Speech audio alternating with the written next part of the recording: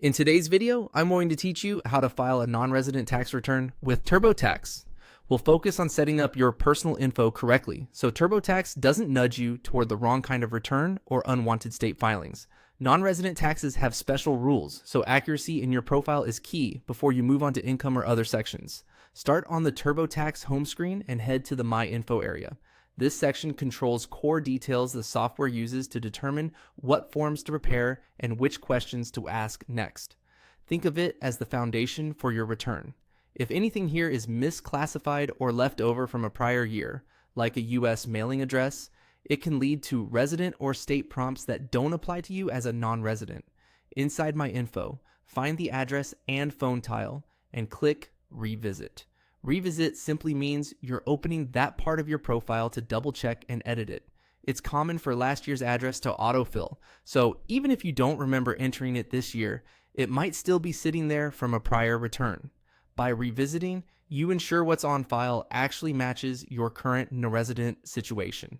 Now remove the address.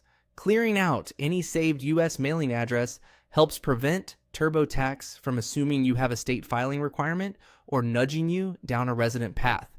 This step doesn't decide your tax residency by itself.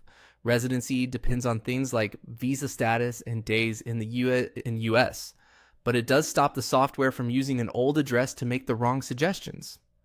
Keep in mind, the IRS needs a reliable way to reach you if they send notices, so make sure you have a dependable plan for receiving mail. If a foreign address applies later, you can manage that appropriately as you work through your return, but for now, simply remove the existing address so the software doesn't trigger unnecessary state tasks.